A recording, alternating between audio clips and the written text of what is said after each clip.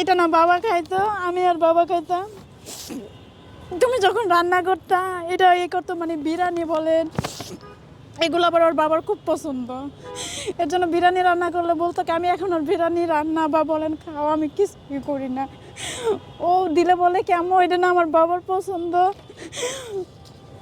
সব কিছুতে বাবারে শেয়ার করে। ওর চেয়েও বেশি খারাপ লাগে আমার তখন, যে যখন আমার মেয়ে ওর বাবার কথা বলে। সমস্যা হইতেছে না, আমাদের ভিতরে ডিভোর্স হয়ে গেছে। মেয়েটা আমার কাছে, ওর দাদা বলেন দাদু বলেন ফুফু বলেন কেউ একবারের জন্য আমার মেয়েটার খোঁজ নেয় না। ও তো নেয়ই না। ও কী করতাম মাঝখানে, যে আমাদের যখন মামলাটা চলে মাঝখানে অনেক দিন কথা বলতো, আবার কথা বলতো না। মানে যখন ওই মেয়ের কাছে যাইতো বা মেয়ে আসতো তখন আর কথা বলতো না, এছাড়া আবার কথা বলতো, এরকমের করতো। মেয়ে থাকলে আর আমাদের সাথে যোগাযোগ করে না, কথাও বলে না। তো আমার মেয়ে অনেকবার বলছে বাবা তুমি ফিরে আসো, বাবা আমার তোমার দরকার। এই যে আপনার একটা, জানি না আপনাদের কাছে কতটা কষ্ট লাগছে। আমার মেয়ে বলছে যে বাবার সাথে আমি মার সাথে একই বিছনায় শুইতে চাই, মাঝখানে আমি ঘুমাইতে চাই। ওর ওর প্রতি রাতে আমি দেখছি, ওর বাবা যেদিনকে চলে গেছেন আমি তো মা, প্রতি রাত্রে দেখতাম ওর দু চোখ ভাইয়া শুধু পানি পড়তো।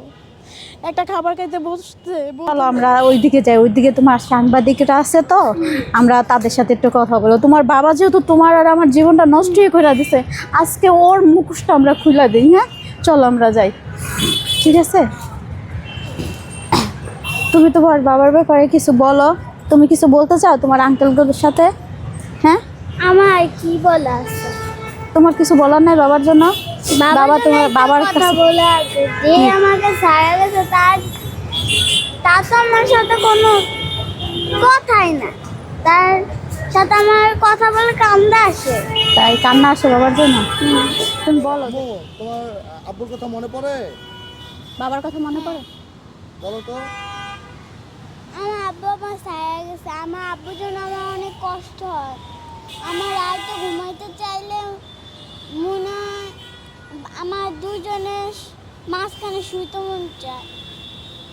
আমার বাবার লাগে আমার হাত ধরে ঘুরতে মন চায়, আমার লাগে দুজনের লগে ঘুরতে মন চায়, দুজনের লগে শুইতে মন চায়। কিন্তু বাবা এরকম করে নাই। বাবা আমি ফেলাই দিছে এতিম মতো।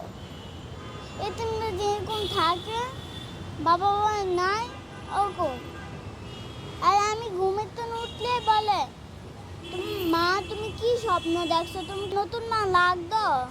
আমি বলছি বাবা নতুন মা মারে কাজ করায়, তারপরে বলে সকালে উঠলে। আমি কোনো কথাই বলি না, শুধু আমার এটাই বলতে থাকে। আর তুমি এগুলোর দরকার নেই, তুমি বলো তুমি তোমার বাবার বাবা এরকম করবে।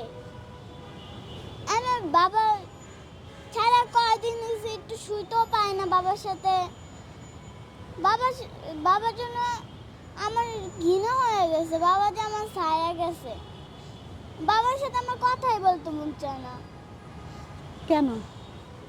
বাবা কেন বাবার সাথে কথা বলতে মনছে না? বাবা তো বাবা এখন যদি বাবা হইতো তাহলে আমার ছায়া যাইতো। আমি জানতাম না এরকম করতো আমার বাবা আমার সাথে।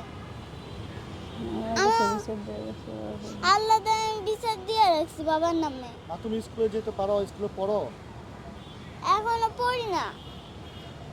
স্কুলে পড়বা, পড়াশোনার চিন্তা ভাবনা আছে?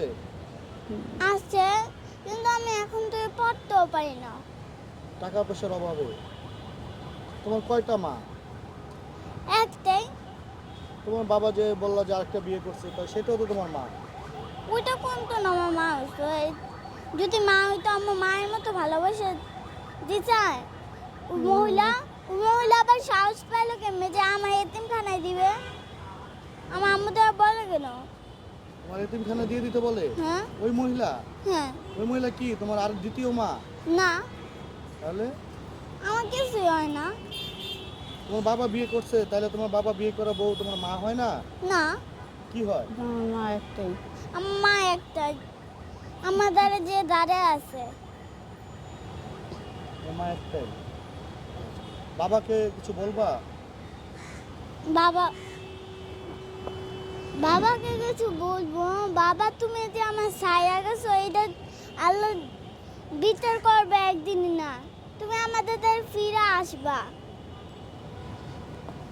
আচ্ছা, আপনার মেয়ের এই যে কথাগুলো আপনি মা হিসাবে নিতে পারছেন? আমি নিতে পারতাম না দেখি আমি ওরে, জানেন, ওর চরিত্র খারাপ, তার জন্য আমি ওর সাথে সংসারটা করে গেছিলাম। ওর চরিত্র খারাপটা আমার মানে চোখে পড়ে এর যখন আমার বাচ্চা হওয়ার পরে, আগে না। আর যেহেতু বাচ্চা হওয়ার পরে আমার চোখে পড়ে যে ওর চরিত্র খারাপ, তখন একটা সন্তানের জন্যই তো আমি ওর আমার হাজব্যান্ড হিসেবে ওর আমি চাই নাই। তখন শুধু আমার সংসারটা চাইছিলাম আমার এই বাচ্চাটার জন্য, কারণ আমার এই বাচ্চাটার দুনিয়াতে শুধু ও আর আমার ছাড়া কেউ ছিল না। মানুষ বলে না আমার ওর দাদা দাদুরা কাছে থাকতো, কিন্তু ওর দাদু কখনো ওরে ভালোবাসতো না বা খোঁজও নিত না। এই যে আমরা তো জানি মেয়েরা একটু বাবার ভক্ত হয়। ও বাবার ভক্তই, ওর বাবাও ওরে ভালোবাসতো না এমনও না, বাসতো। ও ওর বাবারে খুব ভালোবাসে। ওই যে বললাম না, এখনো 8 মাস হয়ে যায় আমাদের ডিভোর্স, তারপরও দেখা গেল ও ওর বাবারে প্রায় খাবার বলেন যে কোনো একটা বিষয় মিস করে।